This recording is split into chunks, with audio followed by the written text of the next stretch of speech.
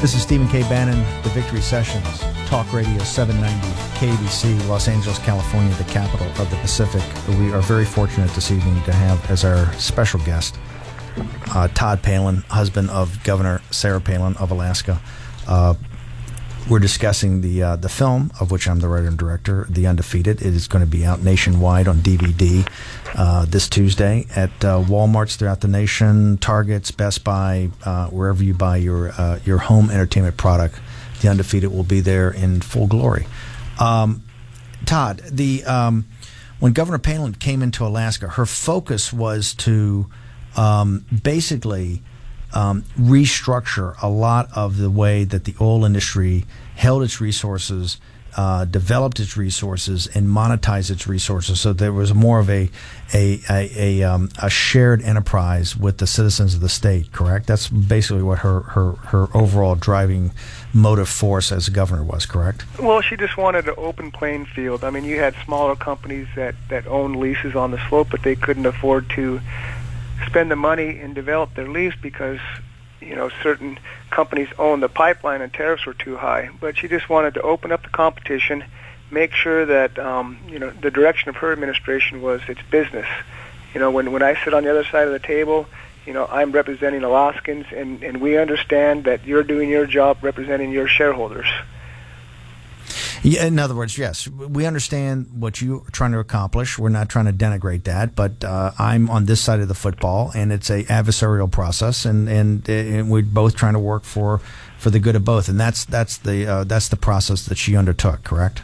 Correct. I mean, for years we had a broken tax structure with, Alaskans own the resource. They go develop it. We're in partnership, and for years, because we can't be compared to, most states in the lower 48, we have to be compared to other countries. And so we're always kind of like on the bottom of what we receive for being the owner of the resource. And so, we talk about ACES, when they went in there and tried to get a better royalty tax plan, but also incentivize exploration and development. It's a very complicated system. But, they're able to pass the new tax structure in 35 days because her administration was so transparent and open. The Democrat lawmakers were very impressed being able to have a commissioner at their doorstep if they had questions. I mean, 35 days to pass major legislation is quite the accomplishment. You know what? When I've shown this film all over the country, and to many, in the media and liberal audiences, they don't know the story. What really blows them away is the fact of she brought the people of Alaska together for a program on both ACES and also the gas pipeline and even the development of places like Point Thompson. But when she actually had to have legislation passed, she did it in a way that was very sophisticated. She realized that the way to really get this done, you can't pass these on simple majorities. You need real overwhelming passage of these. And she did this, which is, I think, lost on people today, but the financial crisis, she actually went out and explained her legislative program on these specific issues at these town halls all throughout these little, she would go to these, whether it was Nome and all these, I guess Nome's not that small, but relative to Alaska, but all throughout the state, and really make presentations on what are quite complicated, whether it's the ACES, whether it's tax structure, whether it is about development, whether it's about the natural gas pipeline. She would go out and explain to the citizenry what the benefits were to the companies and what the benefits were to them. And that's when these things passed. They were virtually unanimous, or, with only one or two. It was incredible. And I think it really impressed people, the level of sophistication that the governor had, understanding what you have to do to basically get a citizenry to kind of back the legislation to give you these type of votes. Well, when you watch The Undefeated and you listen to Marty Rutherford and others, when Marty, explains how they worked, the first few years of Governor Palin's leadership, they worked around the clock. And I could tell you, they worked around the clock because they weren't going to present something that was going to fail. It was too important. So that's why they made sure everything was, tested and calculated, and they were there to answer the questions. And if a question wasn't being able to answer, then they'd go out and make sure that the individual got the information that they needed. What the natural gas pipeline was such a radical way to kind of think through a project that really had not gotten off the dime, I think, in 30 or 40 years, right? It had been talked about. The people had tried to do things, but had never accomplished it. She really rethought how you kind of bifurcate this and make everybody work to their strengths. How was that received as she was pushing that through? Because that's clearly the most, I think, complicated and most controversial of all the measures that she had. Well, at the end of the day, when AGIA was passed, it was 59-1. So that's tells you right there where lawmakers, the direction that they wanted to go at that time. And 59-1, major legislation, Alaska Gas Line Inducement Act. After years and years of talking about gas, now they've got legislation and law on the books, and had their 20 must-haves. This is what Alaskans need, and it was a huge step. Alaska today, I think, is we checked, and I think it's sitting on $12 billion in cash, and that is twofold. Number one is the ACEs and the way she restructured the tax revenue system. The second is that Governor Palin, actually in a time of surplus, went in and really challenged the legislature over both the operating budget and the capital budget. Can you explain those fights? Because it's very different when you see someone like a Chris Christie or a governor of a state that is technically insolvent, that has to make these cuts or is forced to make these cuts and really doesn't have an alternative. For a governor to go in and cut during times of surplus must have been incredibly difficult.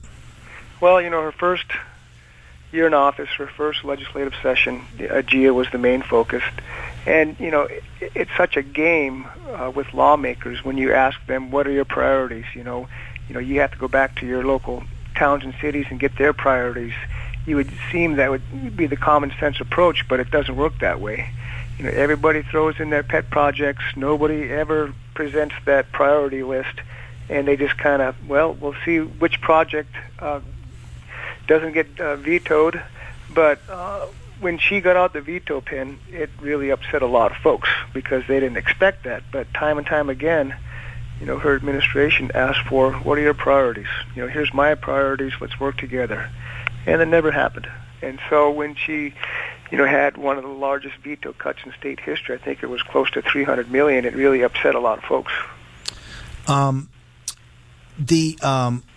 When you came back, one of the more controversial parts of the Undefeated, and I think one that I'm particularly proud of, that I think we handled and told it in a very straightforward manner, just laying out the facts, was when the governor came back from the campaign.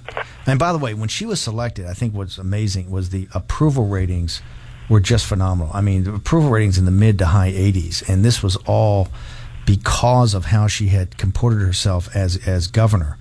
The campaign, and we just had on before Ron Susskind of Confidence Men wrote the book, but he also talked about the financial implosion in the fall of 2008 when Governor Palin was running as Senator McCain's vice president. When you guys returned to Alaska post the campaign, you had essentially left in August, and you came back right afterwards in December, but it was a very changed political environment. What had changed in those 90 days? Well, the campaign was 66 days, and there's other situations that kind of led up to August 28th. I mean, she had a great relationship with both sides of the aisle, approval ratings through the roof. It was just unbelievable. AGIA, ACES, ethics reform, it was just all lining out. But when, Senator McCain selected her and then she was on the ticket, there was a lot of excitement. But what blows me away is that, here you go hand in hand, kind of being an independent-minded governor, not hard to the right or not hard to the left. But I just couldn't believe how people who had a great working relationship with her, it was like a switch. These lawmakers, Democrat lawmakers, and some Republican lawmakers, we had huge success, and they's like, oh, she can't tie her shoes. And Right. I just like, are you kidding me? Right. And you guys had so much success, and then now she's on a presidential ticket, and you don't even know the other guy, but you guys have a successful working relationship, and then you're going to tell her she can't even tie her shoes. My guest is Todd Palin. We'll be back with the victory sessions in a moment to talk about Governor Palin's when she returned from the campaign trail and then the Tea Party. My guest is Todd Palin, husband of Governor Sarah Palin. We'll be back in a moment with the victory sessions. This is Stephen K. Bannon.